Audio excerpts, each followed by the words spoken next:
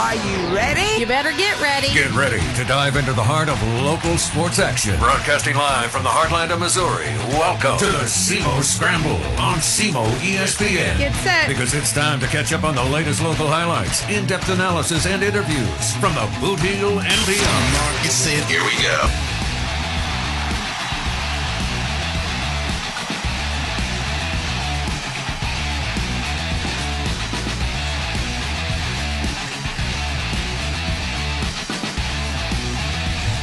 Good Saturday morning to you. It's the SEMO Scramble here on SEMO ESPN Radio. 1220 AM, 93.5 FM, and online at SEMOESPN.com. Rusty Hendricks, glad to have you with us. Happy weekend, happy Memorial Day weekend. As we honor those, our veterans, those that have paid the price, to sacrifice themselves for our country, and truly indebted are we here in the United States of America. As Jess Bolin would always say, it's a good day to be in America. Good day to be an American. And happy Memorial Day. Hopefully get a chance to, take a little time off from maybe work, busy schedules, relax a little bit, take it easy. I know my family is planning tomorrow to head to St. Louis, do a little mini trip, take my 9-month-year-old to Grant's Farm, maybe pet some animals, see some animals, things like that. Just have a little fun out there, and hopefully it'll be a good weekend. Hopefully the rain will stay away mostly this weekend as well. But another good sports weekend as well. A lot of things to get to today. Coming up at about 15 minutes, we're going to talk to Jorge Romero. He is a senior at Western Illinois University, but he's spent 2 years, and he's coming back for his third summer to play for the Cape Catfish summer team. So Jorge Romero, we're excited to talk to him. Such an excellent guy, and should be a fun interview to kind of preview the Cape Catfish. Believe it or not, folks, that starts next week. Tuesday is their first game, Tuesday, May the 27th. They play Tuesday and Wednesday on the road, then they'll get back at it. First home game of the year on Thursday. We hope to see you there at Kappa Hall, as we'll have the games airing here on SEMO ESPN. All right, how about 9:30? Okay, about 30 minutes from now, I'm going to talk to Takoa Roby, TK Roby. He is a pitcher, one of the top prospects in the Cardinals organization at AA Springfield. We're going to talk to him coming up at 9:30. That'll be fun to get his thoughts on his progression as a pitcher and kind of looking at him maybe as a future stalwart in the rotation for the St. Louis Cardinals. That is a potential. He's a guy that has high upside, and just as long as he can stay healthy. So that's going to talk to him coming up at 9:30. But speaking of the St. Louis Cardinals, had an off day on Thursday, back at it last night at home against the Diamondbacks. St. Louis Cardinals, Miles Mikolas matched up against former Cardinals minor leaguer and Zach Gallen. And it was Miles Mikolas that had another excellent start for the Cardinals. Cardinals were down 1-0, but 4 unanswered runs. Then finally, there in the 9th inning, Cardinals had a 4-1 lead. Ryan Helsley came in to get the save. He ended up giving up a 2-run homer to Gabriel Moreno, but Cardinals still held that 1-run lead. They held on to get Corbin Carroll for the pop-out. Was Helsley to get the save, and the Cardinals got the win 4-3. But an interesting moment in the 4th inning of that game, okay? 4th inning of that game. The game, by the way, was on Apple TV, of course, another Apple TV game on a Friday night. And so probably some of you didn't get to see it, so we want to play a little audio from that, Apple TV. They had Eric Fetty on the mic. He had a headset onto the dugout. They were talking to him. And while he was on the mic, and you had Alec Burleson at the plate, Ollie Marmol gets ejected. Listen in. That call on Herrera, a break for the Diamondbacks. As Herrera's out on strikes, here's Burleson. Your team offensively is really fun to watch. And it looks like someone's been thrown out. Hey, Ollie Marmol just got... Eric. I don't think Eric said anything. Now, Ollie just got tossed out. Rob Kolpa, we talked about, he's from St. Louis. Well, it's a good thing that Eric wasn't sitting next to Ollie, because we may have heard something that we probably would have regretted. He's getting his money's worth here. Eric, does that fire you up when you see a manager get into it like that? Hell yeah. We love that. I mean, Ivan's one of the hottest bats in the league right now, and, when things don't go his way, that really hurts the club. So, going out there and fighting for him, we love it. So that was Ollie Marmol. Again, he was ejected. Maybe it did fire up the team a little bit because, later on the Cardinals able to score. Again, look, it was a bad call, and Ollie, you could read some of the lips between him and Ron Copa going back and forth, basically saying, look, it's been bad on both sides. That was terrible. You effed up. I mean, it was kind of funny. You could see the lip reading going on there. But, look, hey, after that, Cardinals making some noise. Again, that was a big spot. Ivan Herrera, you hate to take the bat out of his hands. But he came up with another big spot in the game, was Ivan Herrera. And this came with the Cardinals, again, down 1-0. The bases were loaded, 1 out. And Ivan Herrera in a big spot. This is what happened. Just missed. Game is tied. So a walk there by Herrera gives the Cardinals the lead. But the biggest play of the game came just a couple batters later. On a 1-1 game, there were 2 outs, but the bases remained loaded, and this was a huge spot in the game. Nolan Arenado coming up big. Arenado, deep left center. Thomas back, and he slides and doesn't get it. It bounces off.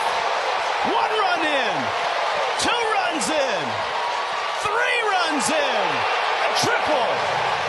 So a triple for Arenado. Look, it was a ball into the left center field gap. Thomas was sliding kind of feet first down, and it looked like it kind of clanged off his arm, chest area as he was sliding. Maybe got blocked on the view, but a little bit by the left fielder there. So maybe you could say a little fortunate was the Cardinals, but look, that was a tough play regardless. But able to get a big hit, score those big runs, and Cardinals able to hang on. Well, they entered the day 3 games back in the division. What did the Cubbies do last night as they were taking on the Cincinnati Reds? Pitch. Pete skies it, right field, bends it at the track, the wall. If it's fair, it's gone. It is! Grand slam, Pete Crow Armstrong, and PCA playing like MVP. What a beast! Second of the game, he's driven in 6. It is 8-6 Cubs. What a performance by PCA yet again. My goodness. So Pete Crow Armstrong for the Chicago Cubs. He's having a great year, I'll be honest. Look, he's a guy that, he's a little flashy. He's a guy, if you ever watched, the show Little Big League, the mom in that movie, well, his son, or her son rather, is Pete Crow Armstrong. So a little movie reference there, but connection. But the Cubs win again. Cardinals remain 3 games out. Pete Crow Armstrong with a 2-homer day. Stay hot, and he's been playing some good baseball for them. And he's been their MVP so far this year. Pete Crow Armstrong. So again, Cardinals stay 3 games back. But I wanted to discuss a couple of things here before we get to Jorge Romero. So, look, Cardinals are in a conundrum a little bit right now. Look, they're playing pretty good baseball. They're only 3 games back in the division. They're above 500. They're scoring some runs. Their pitching's been pretty solid. They've stabilized after a tough start to the season. But, one of the stated goals for the Cardinals this year was getting the young guys at bats, getting the young guys an opportunity to show what they can do, to give kind of a clean slate to the new general manager, or Pobo, if you will, and Chaim Bloom. So, with some guys largely healthy for the Cardinals, what do we do with guys like Jordan Walker, Nolan Gorman, Alec Burleson? How do we break up the playing time? Because right now it's tough. If you look at this, so far this season, okay, Jordan Walker, okay, this was before last night's game, so it's not updated after last night's game, but at least it's very close, okay? Jordan Walker with 139 at-bats, so that's on pace for about 400 at-bats for the season. I'm okay with that. If you can get over 400 at-bats, I'm okay with that. Burleson at 127 at-bats. I'm not as worried about Burleson. He got a good piece last year in the regular season, got a good sample size. If you can get 350, 400 bats for him too, okay, I'm good with that too. But how about Nolan Gorman? Only 79 at-bats. He's on pace for just 225 at-bats this year. I'm sorry, that's not enough. I mean, Gorman needs to play more, period. I understand he hasn't performed and he hasn't been good. He hasn't. But he needs at-bats. And look, I'm okay with maybe you sending him down for a month just so he can get some more at-bats. I'm okay with that as well, to get some rhythm back, some confidence maybe. But look, ultimately, we got to have a sample size of him in the big leagues, a bigger sample size. We need him to be able to adjust against big league pitching, and he needs a run. He can't play one game out for 4, play one game out for 6. I mean, he's got to get a run. We talked about this from other guys in seasons past, and I get it. You need Nootbaar and Donovan and Wynn, and heck, you got 3 catchers trying to get out there and get playing time. So, look, what's the goal of the team? First off, you got to decide that. Can you decide or know until what that goal is? No, you got to figure it out. So what's the goal? Is it winning? Has that changed because the team is better? Are we all in now? Or is the goal remain the same of developing and seeing what you have in the young guys? I mean, I don't think anyone thinks that this team is a World Series contender. Can they be a playoff team? Yeah, they could be a playoff team.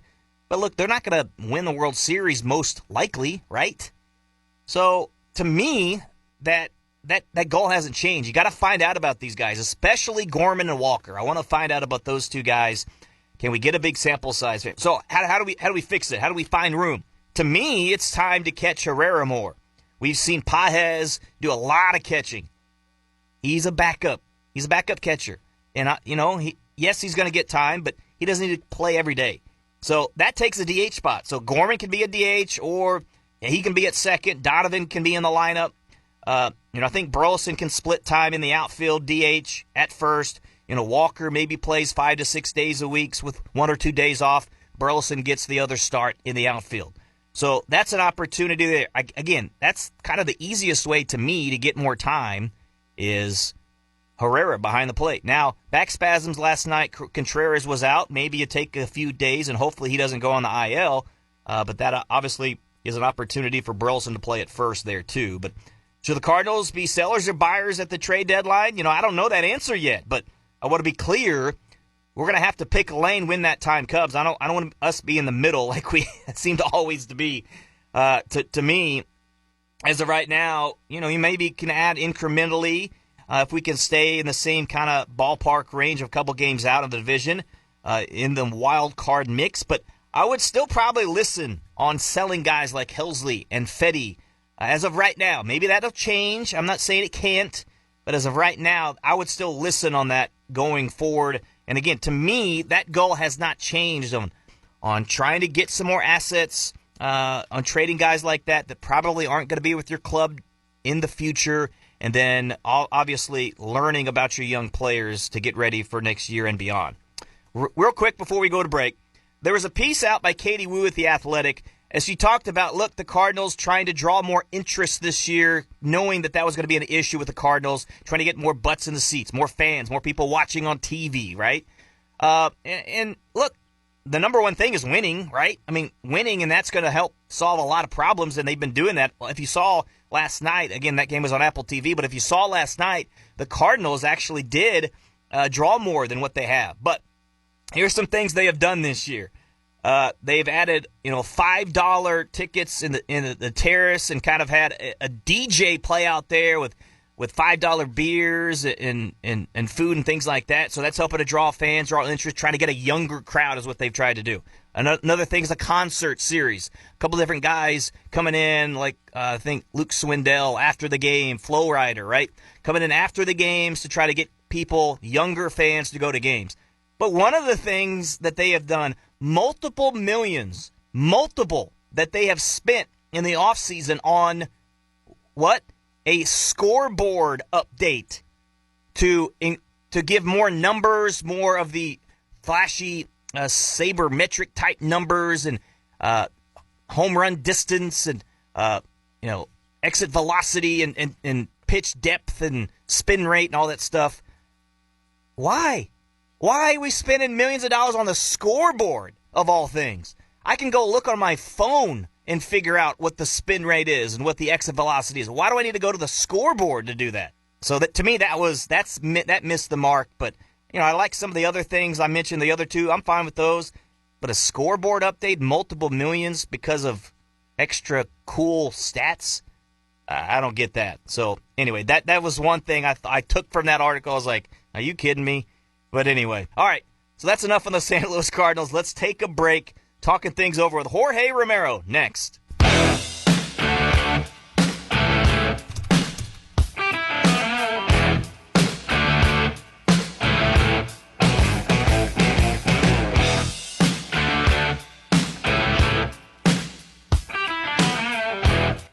SEMO Scramble here on SEMO ESPN Radio, 1220 AM, 93.5 FM, and online at SEMOESPN.com. Talking things over with Jorge Romero. Glad to have him back with us. He is a pitcher for the Cape Catfish. Look, in 95 and a third innings in his career, Jorge with a 1.89 ERA for the Cape Catfish and a 10-3 record. Very impressive. Just finished his senior season at Western Illinois University. So, Jorge, first of all, thanks for joining me, man. Getting up early. So, look, senior year, I mean, have we made it through? Are we a college graduate now? Yeah, thank you for having me on, Rusty. And, yeah, I am a college graduate now. I just graduated with my bachelor's with general studies. That is awesome. Congrats, man. I'm happy for you. Thank you. So, a long time coming. Yeah. So what's the next step now? I mean, what are your plans going forward? Well, as of right now, I mean, want to play summer ball, obviously, with the Catfish. Want to get my last hoorah with the team that I love to play for. And then probably going to go home for a month or two in L.A., and then probably going to come back to Cape Girardeau probably and start working in as a state trooper. Going to stay around the area in Cape, huh? That's awesome. Yeah, I really love it out here. That's great. Look, man, talking about Cape, you had a season-high 6 strikeouts on March the 28th against SEMO when you were playing for Western Illinois. So you did that here at Capitol Hall in Cape Girardeau. What was that kind of reunion like? Had to be fun, kind of get a chance to pitch in Cape during your college season and pitching well. Well, I mean, anytime I get to come back to SEMO, I always have a grin on my face, and it's always going to be a little fun.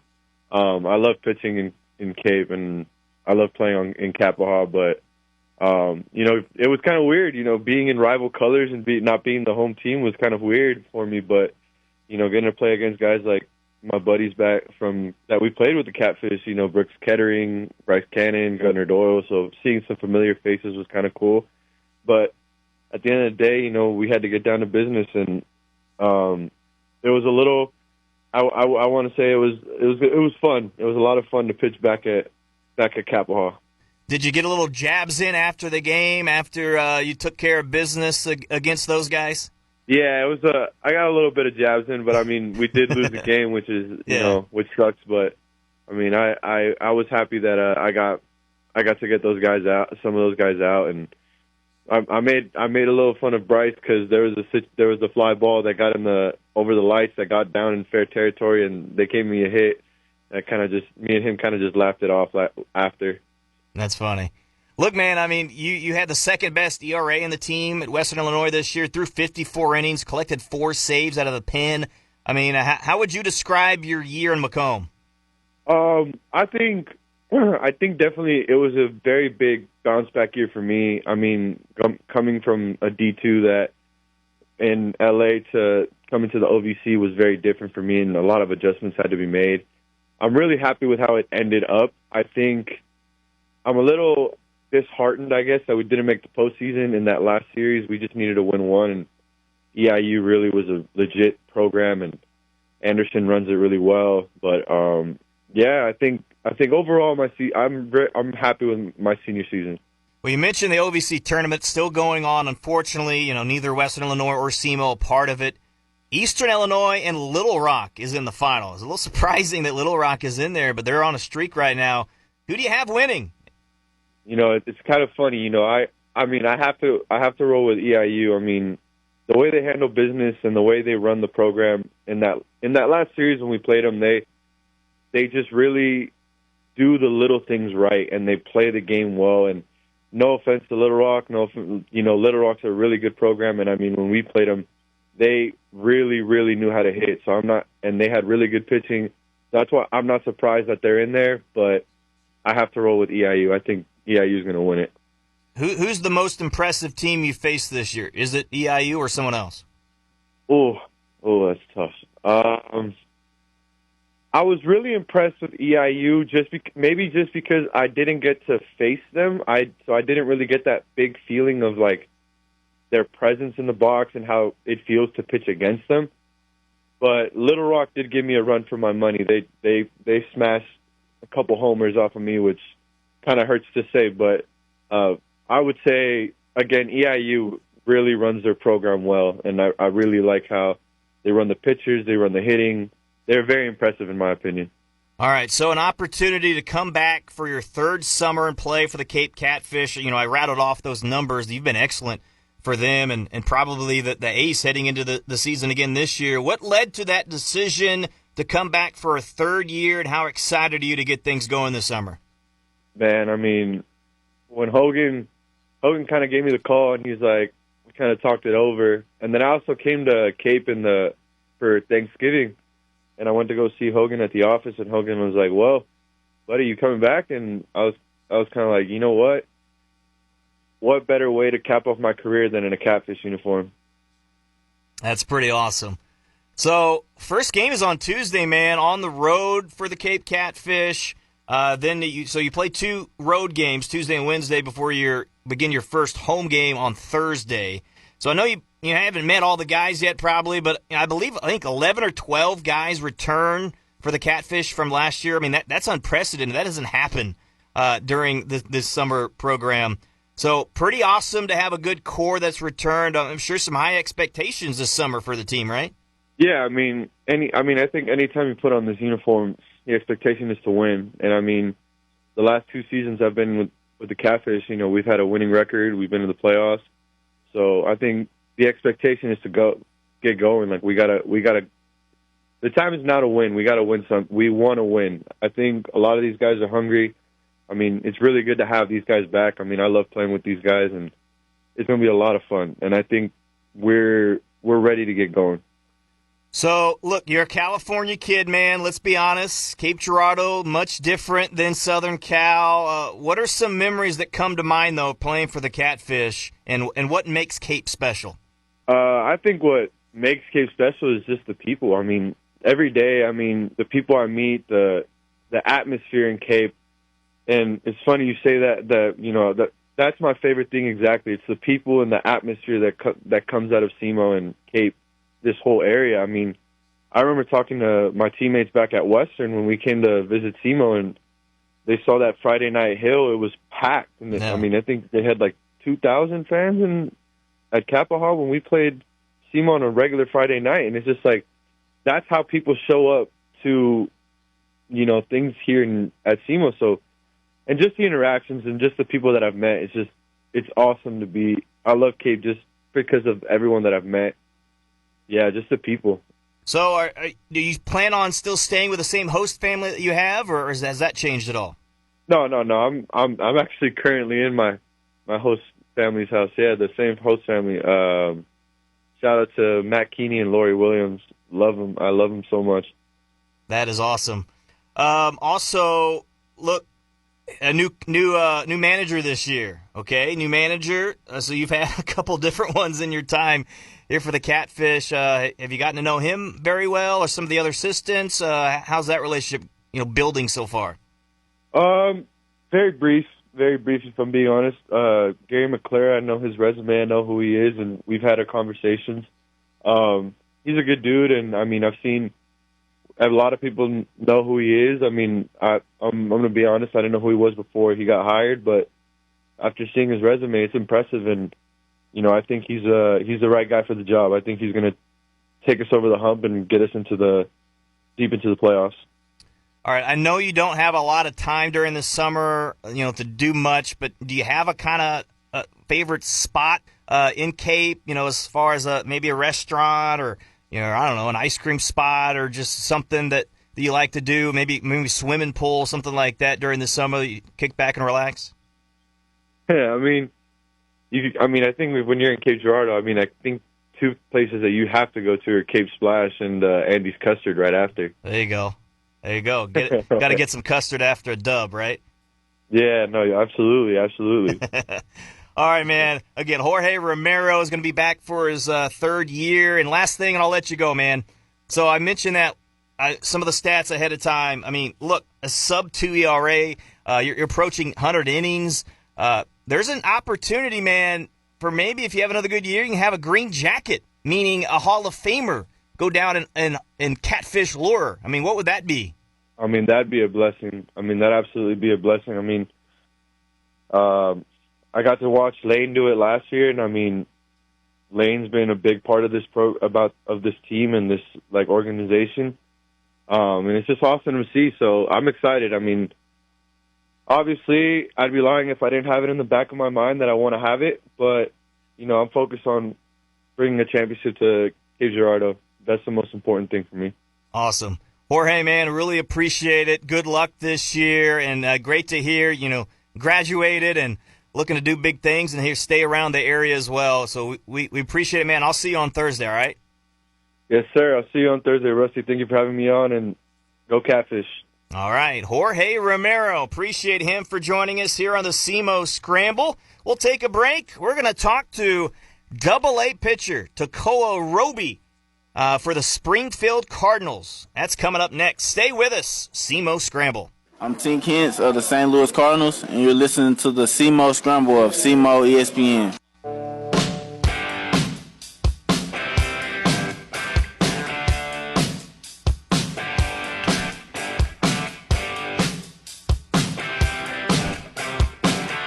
It is the SEMO Scramble here on SEMO ESPN Radio, 1220 AM, 93.5 FM, and online at SEMOESPN.com. Thanks to Tink Hintz bringing us back in here and talking to a buddy of his, TK Roby, Tekoa Roby, joining us on our phone line, a 23-year-old pitcher at Double-A Springfield for the Springfield Cardinals. He just went 6 innings on Thursday, giving up just 4 hits, 2 runs, no walks, 6 strikeouts. 2-2 record on the year in 8 starts, 35 innings, a 3.09 ERA, 41 Ks. So, Tekoa, man, solid start to the year, another solid start on Thursday. How would you assess kind of how you've been pitching so far this year? Yeah, good morning. Thanks for having me. I would say that this year has been a lot about just being aggressive and being fearless and just attacking hitters. So also, too, I would guess that one of the biggest goals would be to stay healthy. Unfortunately, there's been a few setbacks in your career. How much of an emphasis did you put on kind of your routine, your body in the offseason leading into the year, and what have you learned from that process? Yeah, I think that was a big part of this offseason. Obviously, with as many injuries as I've had to kind of do a little bit of trial and error in a way. So this off season was probably one of my more structured off seasons as far as workload, throwing programs, lifting, and everything. So I went out, got some help, wrote up a really good throwing program, wrote up a really good lifting program, ran quite a bit, and took a lot of the guesswork out of the off season to try and get ready for spring training. And yeah. How much too? Obviously you have to have the body right, but it's got to be a mental thing too, right? Because obviously you have some injuries. You're gonna obviously have some doubts. You're gonna have some concerns and things like that. But you got to be right mentally as well, don't you? 100%. Yeah, I think that's a big part of. That is 100% a big part of pitching, and also coming back from injury. I think that's something that not a lot of people will talk about, is how tough it is to come back from injury, and to be able to forget about like that baseball trauma, if you will, like not being able to play, or if it was like an injury that happened like while playing, it's tough to forget that. But like I said, I think this year is a lot about like trusting my process and being fearless. So I think that goes into the mental side as well. Talking things over with Tekoa Roby from North Carolina. Look, man, go through your pitch arsenal a little bit for the listeners. You know, how is each pitch continuing to evolve for you? Yeah, so I mean, I think the front line of my arsenal is my four seam. I've been throwing that since I was, I don't even know, since I started pitching when I was 9. So that one's been there for a long time. That pitch has continued to evolve.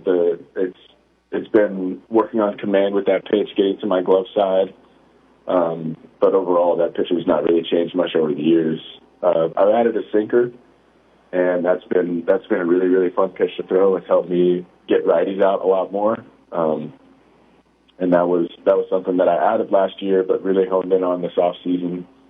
Then I have my slider, which has also been a really, really pleasant surprise this year. I've had a lot better feel for it. Had a couple grip adjustments this off season, and again, like just having an aggressive mindset with it has really changed the pitch. Turn it into a pitch that I can really use to get ahead and to strike righties out, sometimes even lefties. And my curveball, that's also one of those pitches I've been throwing for a really long time. I have a great feel for it.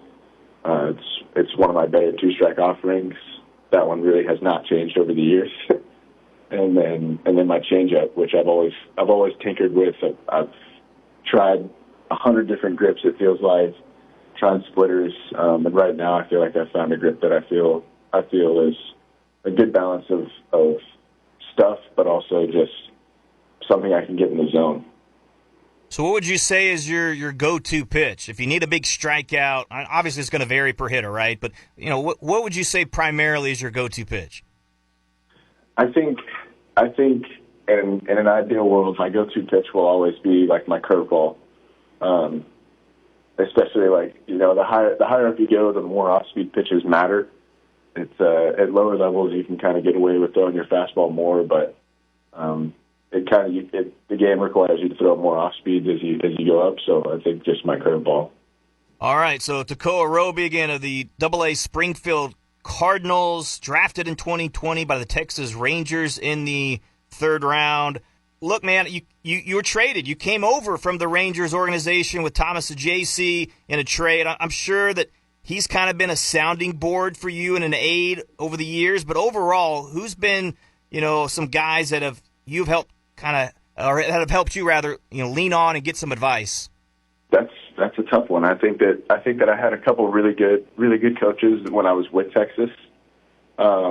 That helped a lot. That I was able to stay in contact with after the trade, while I was getting like my feet under me with the Cardinals, and then Jason Isringhausen, who's a Cardinals legend, has been a really good one. He's a good one to talk to about baseball, about not baseball. He's really good. And then some of the new staff that the Cardinals brought in this year have been really, really good. So there's been, I mean, it takes like to be successful in this game. It takes a whole team. It's rarely ever just one person behind the scene. Sure, absolutely.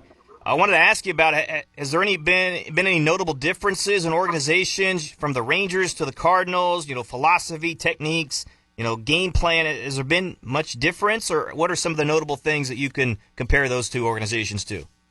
I think that one of the things that I noticed when I came over to the Cardinals was that it was a little more like what really mattered was what happened when you were actually playing, and the stuff in between was a little bit less emphasized. So, I mean, with Texas, it was. I'll give them credit. They were good with player development, especially pitching. But the Cardinals were really good about just like, you know, you're 20. I came over when I was 20.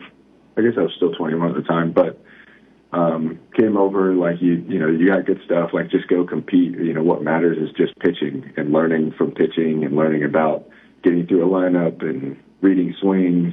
Just a little bit more like learning more of the game than the pitching development, the analytics, and stuff like that. So I think that was probably the biggest difference, which I thought was good. I thought that was what I needed. So if I'm understanding you right, kind of more nuanced, kind of instinctual type things, is that right? Yeah, 100%. Okay. And you mentioned some staffers and different guys this year that you've talked to. The Cardinals hired Rob Cerfolio over the offseason, an assistant GM for player performance and development. Has Rob or his staff, have they implemented or impacted kind of the way you go about your business this year, attacking hitters? Any change with him taking charge?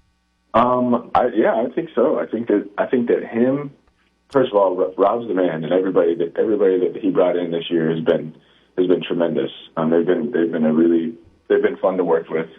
But yeah, I think that not just Rob, but like the people that he brought in to work under him have done a really, really good job. And what they do best is they help simplify the game.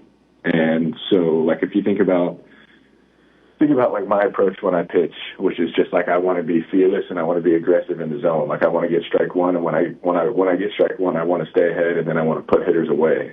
And when you think about doing that, like if you're guessing about what pitch to throw or what pitch to throw in an 0 count, like it can kind of put you on the more of the defensive side instead of the offensive side. So what they do is they make it very simple, and they tell you, they help you understand like what pitches work in the 0 counts. They encourage you to be creative but also aggressive, like trying new things. And they help you understand like what you do really well. So by the time that you're out on the mound, it's like, okay, I'm ready to go pitch one. Oh, well, I go this pitch, or this pitch, and like that's just who you are, and that's what you do. That's what works. So have they had you tinker with different things? You mentioned that they do a good job of explaining things, making it simple. Do they give you kind of much information or analytics to work with, video? I mean, what are some other things that they have seemed to do this year to help you? Well, so they have pretty much every resource available as far as like if you're talking about pitch design, they have all the TrackMan, they have the Edgertronic cameras, like they have really all the data you could possibly need. It's more about they do a good job of filtering it down to like what you need specifically and what works for you. So when it was coming to my changeup, it was finding something that was obviously comfortable, but also like that did kill like some vertical movement. So we used the Edgertronic cameras, we used the TrackMan, and then obviously like you use your eyes too. Your eyes play a big part of it. So and they also encourage you to like dive into, like if you find something in catch play and it looks good and it kind of checks some boxes, then they encourage you to use it in game, which is cool. They want to see you grow and develop, and try and perform with it and get outs, which is cool. Yeah, that is really interesting stuff. Look, man, so again, talking things over with Tekoa Roby of the Springfield Cardinals. For you to take the next step as a pitcher, what are things that you need to improve upon? What do you need to hone in on to reach your full potential? Obviously, one of them is staying healthy. Like I think that's obviously going to be a big part of like this season is taking the ball every time that I've been given the ball and posting every start. Like that's going to be a really big part of proving that I can be a big league pitcher. But also just like commanding the baseball. Like I think that's just part of being a starting pitcher is being able to being able to get outs in the zone. Like it's especially the higher you go up, the less the guys are going to swing out of the zone. So it's just really important to get guys out in the zone, which means moving the ball around in the zone, being able to throw your off-speed pitches in the zone. So that's kind of the goal, is to just continue to get better feel for moving the ball around the zone, especially with the fastball, and then throwing the off-speed pitches where they belong. I know that your faith is important to you as well. Faith is important to me, and I wanted to give you a chance to describe maybe your faith journey a little bit. Do you think that your faith has helped you in some ways on the field as well? Yes, 100%. I think that my faith has been the biggest anchor, which is tough because like this game it requires you to travel a lot. It requires you to be away from home a lot. And so having your faith in putting your faith 100% into something that's not as up and down as baseball is a big piece of, I think, maybe why I'm having a little bit more success this year. But to me, it's not really about that. It's more about like I've got like a whole new perspective on this game. I think that this game is obviously something like pitching is something I've been blessed with, and I've been blessed with a pretty good right arm, and but I want to use that to connect with my teammates, use it as a mission field wherever I am, and just try and really like care for the guys around me. And yeah, that's really cool. Look, man, what do you like about this team in Springfield? Playing some good ball of late. What seems to be the strength of the team? I mean, our lineup is really, really good. Like we have got. I mean, when it clicks, like our lineup, I mean, you've seen it over the past couple of days. We can put up 10-plus runs, 15-plus hits in a game. It's just a very, very talented lineup, and that makes pitching a little bit easier when they're hot, when you're pitching with a lead. But I think that our starting staff is really good. I think our bullpen's good. Like it's a pretty good team. So I think that plays a big part of it, and then just trying to enjoy playing with each other. Last thing, I'll let you go. One day you're going to make the big leagues. Ever dream about that? I mean, what would that mean to you and your family? Man, it would mean a lot. I think about it all the time. I think about what that feeling would be, just getting the call to go to the show. I don't know if there would be emotions or just excitement, but I think that would be just an unbelievable. It's hard to wrap my head around. I feel like I've been going at it for so long that it just feels like I don't even know if I would feel like it was real when it happened. But I think that would mean a lot to me and my family. Well, Tekoa Roby, man, really appreciate you taking the time to get up early, talk to us today, and really interesting stuff. Really, again, appreciate it. Good luck the rest of the year. Stay healthy, man, and just keep getting better, all right? Yeah, thank you. I appreciate it. Thanks for having me. All right, take care, man. You too. Thanks. All right, that is Tekoa Roby, again, Double-A Springfield, one of the top prospects in the organization, coming over from Texas. Boy, that was a fun interview, and one of the reasons why I wanted to have him on is because to kind of get to know a little bit more about kind of the player development and how that is working in the Cardinals organization, Rob Cifolio and his staff, and interesting on some of the things that he was talking about.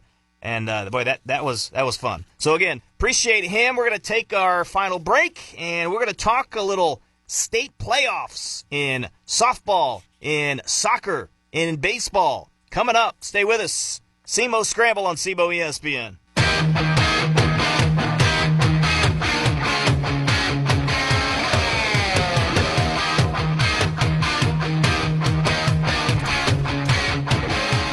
Welcome back, SEMO Scramble, SEMO ESPN Radio, and fun, good interviews here today with, again, Jorge Romero and also Tekoa Roby. Hope you enjoyed those.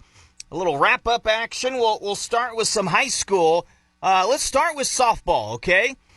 So in the Misha State playoffs, how about Oak Ridge, Bernie, and Kennett? Oak Ridge has made it to the state Final Four. They're in the Class 1 semifinal. They're going to take on Lockwood on Monday at 10 a.m. Lockwood, 21-6 record. Oak Ridge only allows 1.4 runs per game. Lockwood allows 3 per game, so maybe a little bit of an edge there. But like Oak Ridge, this is the first title in a long, long time for Lockwood. They have never been to state. Both of these teams getting their first crack at state action. That'll be a fun matchup. We'll see if Oak Ridge can break through. And Kalen Deckard leading the way for Oak Ridge, the freshman, doing some great work. How about Bernie? Also in Class 1 semifinal. They're going to take on Concordia on Monday. 25-4 record for Concordia. They can really pitch. Average just 1.8 runs per game to their opponents. They score close to 11 runs per game. So it's going to be a really tough matchup for Bernie. Oh, by the way, they're the defending state champs. They won second place in 2023, so they're on a run right now. They have experience, and boy, Concordia probably the favorite to win in Class 1. So let's see if Bernie can find a way to knock them off. How about Kennett? They're in Class 2. They'll take on Diamond on Monday. Diamond High School at 1 o'clock, 1 p.m.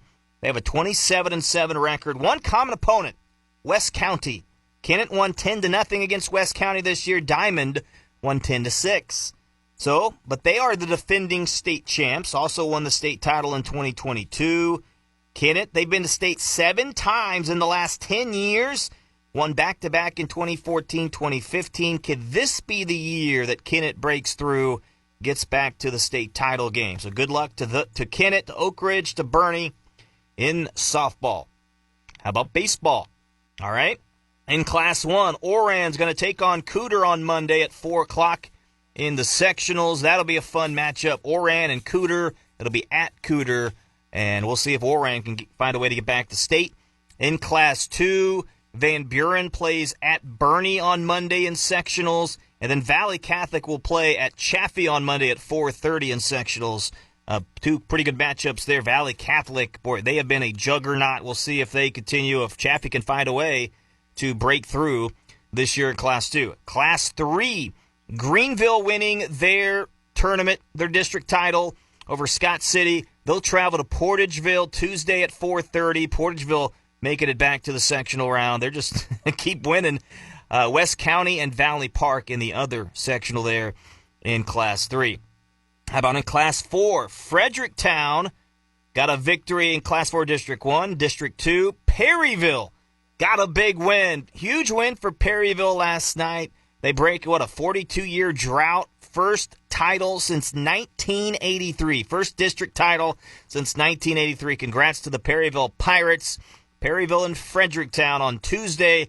That'll be a fun sectional matchup. How about in Class 5? Poplar Bluff will take on Farmington.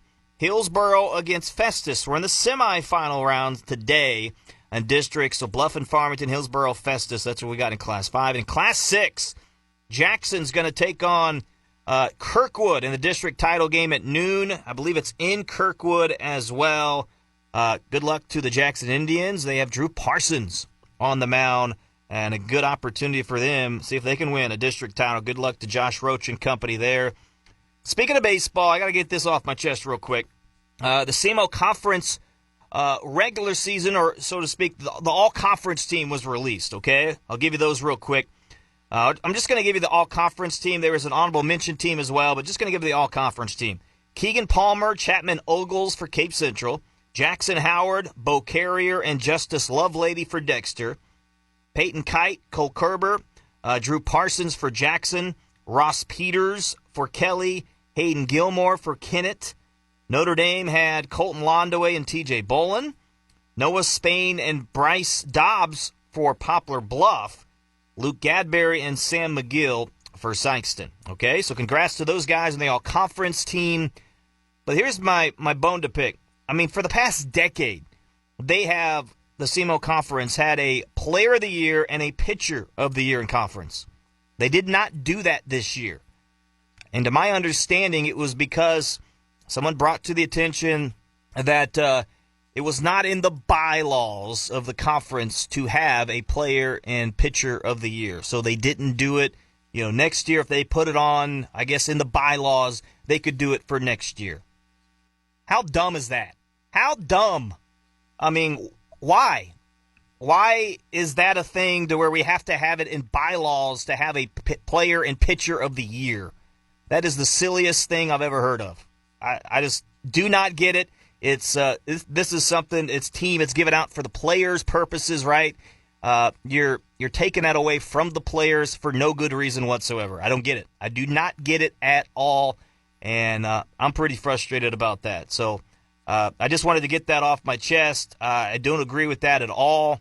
Again, is it a big deal? No, it's not a big deal, but there's no reason, just because it's not in the bylaws of the conference, that you can't have that. I don't get it. That's silly. Anyway, moving on, rant over. All right, we'll go to soccer now. In Class 2, District 1, St. Pius will play St. Vincent in the district championship today at noon. Good luck there. Class 2, District 1 championship. Notre Dame won the Class 3 district championship They're going to play either St. Joe's or Rockwood Summit in quarterfinals a week from today. So good luck to Notre Dame going forward as well. Also, all the track athletes, golf athletes, things like that at state. Good luck to those other spring sports as well, working in the Misha State. All right, as we end here, how about the NBA playoffs? The Pacers and Knicks Game 2, Eastern Conference Finals. Pacers win again, 114-109. I don't know if the Knicks can come back from this. A punched in the mouth here at the beginning of the series. Obviously, you saw the huge Game 1, how the Pacers won, the tie it, then get into overtime.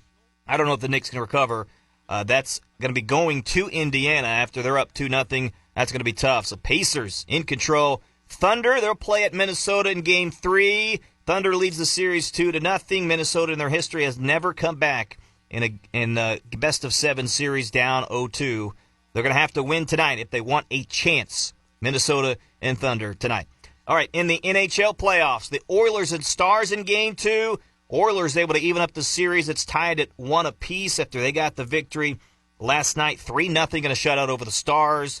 The Hurricanes and Panthers in Game 3 tonight. Panthers lead 2-0. It's in Florida.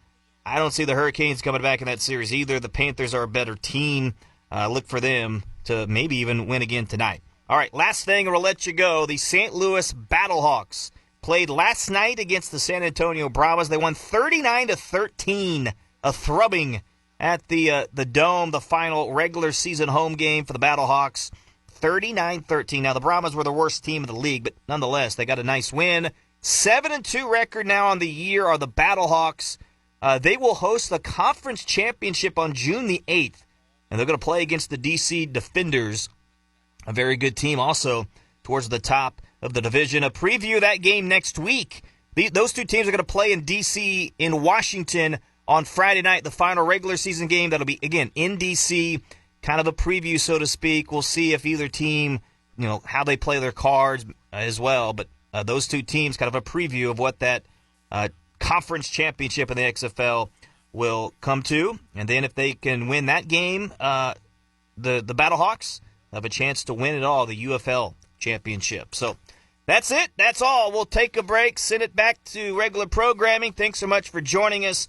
Been listening to the SEMO Scramble here on SEMO ESPN. Have a great weekend, everybody. Happy Memorial Day weekend. And thanks to all those that have served and protected our country as well. So, folks, Rusty Hendricks saying so long for the final time. Take care, everybody.